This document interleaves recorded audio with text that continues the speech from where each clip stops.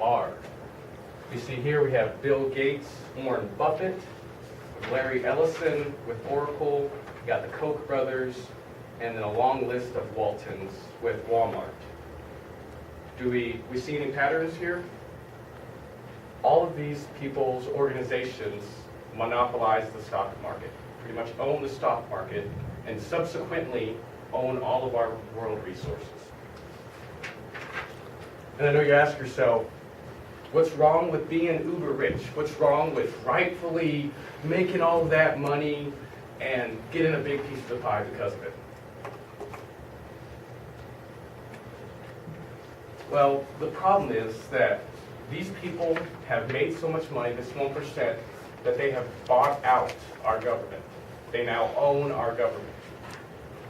And with the Citizens United ruling, corporations are people, speech is money, so that means everybody in here is just a corporate asset.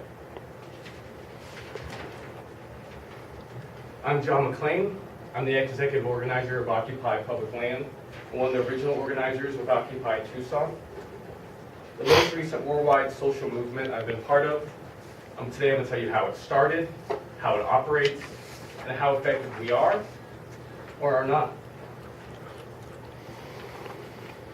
On October 15th, 2011, 1,600 cities all over the United States set up camp. This went from here in Southern Asia, all the way, as you see there, even in Africa and the plethora of cities in between. Those different camps, they had marches and rallies. And here in America, it started here with Occupy Wall Street in New York City.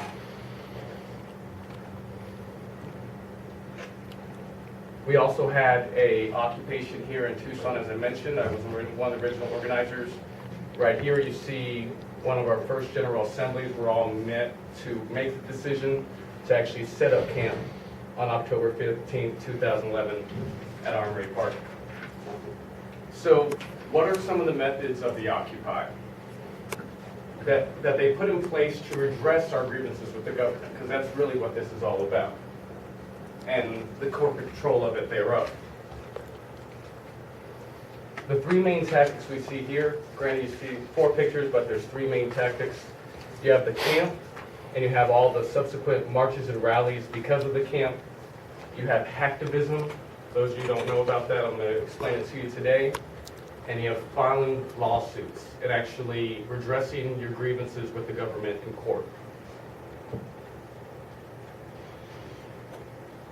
With the encampment, one of the ways that it has been effective is, you see here, Occupy Tucson, we set a record actually. We occupied for 142 days consecutively without the government kicking us out, but just like every other city in the United States, they did finally kick us out.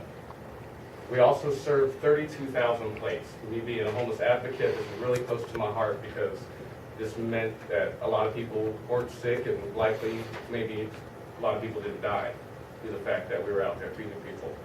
We also accrued 700 arrests during this time. To you, that might seem like a foolish thing, but to us, that's actually like a badge of honor. I've been arrested 36 times in the past year, so I'm like a warrior amongst our people. And then here in Tucson, we filed 2 lawsuits in reference to the arrest in the park. I'll break more down on that in the future. Another tactic, hacktivism. If you do not know who this group is up here, pretty much think of any hacking related news that you've gotten in the past, heard of in the past 5 years. These are the guys who are involved with it. Whether it is hacking into the FBI mainframe, or is when they hacked into PS3 in 2012, these are the guys. And I know you think of hacktivism and you think of something bad, or you think of hacking because something bad, but these guys are responsible for getting us the information of what corporations or what CEO players are destroying our planet and what government officials are unequivocally corrupt.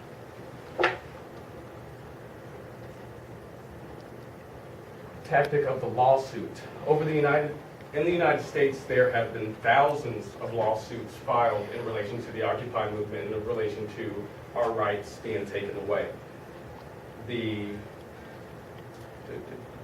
So, and in those hundreds or thousands of lawsuits, millions of dollars have been awarded to the filees of these lawsuits.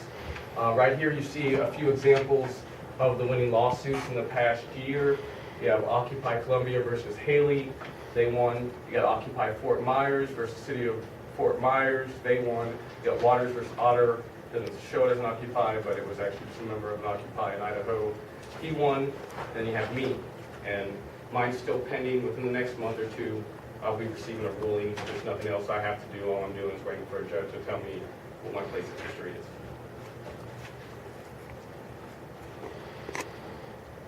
So, what has been accomplished by the Occupy movement in the past year and a half? And has the 1% been affected by us setting up tents, marching, and suing them?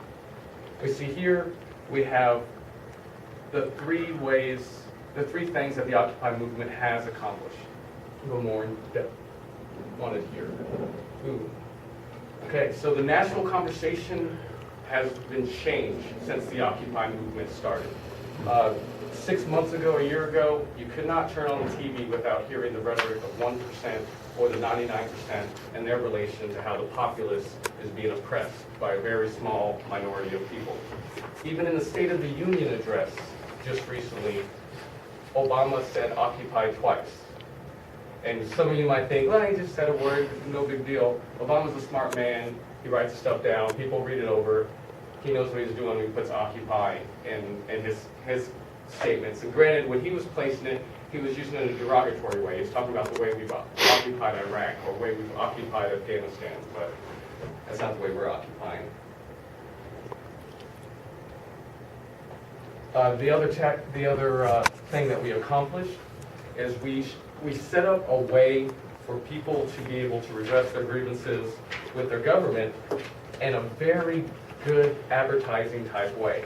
There is, when we were in the camp over there on Punchville, on Congress and Church, it had a traffic load of over 5,000 cars that went by every day.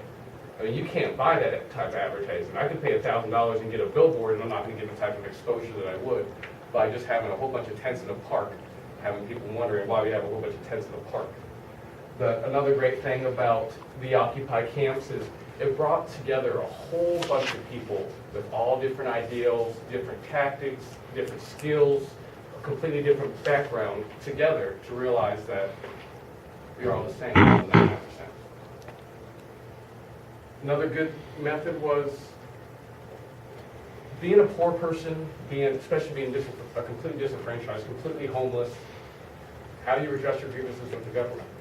I mean, you're likely probably not very educated. You likely don't have very much money.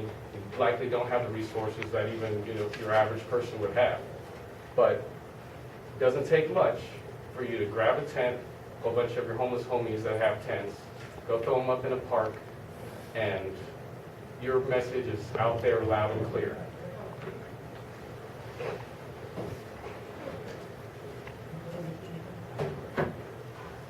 And the third method, this is my favorite. I personally think that it's the most effective method. Granted, it's the one that I do. But this, you see here, this is last year there was a guy who was arrested for riding on chalk on the sidewalk. This isn't what he wrote. He actually wrote, a welfare state is cheaper than a police state, I guarantee it. He was arrested for it. He took that to court, he won, he got $153,000 for it. Here you see, I don't know how many people you saw that on the news about 6 months ago. There were a group of people at UC Berkeley that sat down at one of the parks on the campus. This cop came through with what seemed like a fire extinguisher mace bottle and just walked through all around them and just sprayed them in the face for like 10 minutes. How many saw that on the TV? That was something. Well, these dozen kids, they got paid $2 million. And I got some mace will spray at me too. And you have me down there. This is one of the interviews I did right before the Occupy movement started. I don't have a picture of me in court or anything like that to refer to, but I'm still waiting to be heard. But based off of these rulings, similar elements, similar situation, likely I'll have the war chest necessary to help my Occupy entity that occupies all of my time. So that the kids there, they got 2 million? Yes. Was that each, or was that overall? Collectively. Yeah. There was a lawyer that represented them all. Yeah, you need to save your questions. Save your questions for after the speech first, okay? Okay, so to recap, Occupy Wall Street sprung to address the corporate control of our government and has changed the protest game worldwide. And you all know as well as I know that the change that we want, it won't happen overnight. But neither did the change exactly by the civil rights movement 50 years ago. Thank you. Occupy your freedom.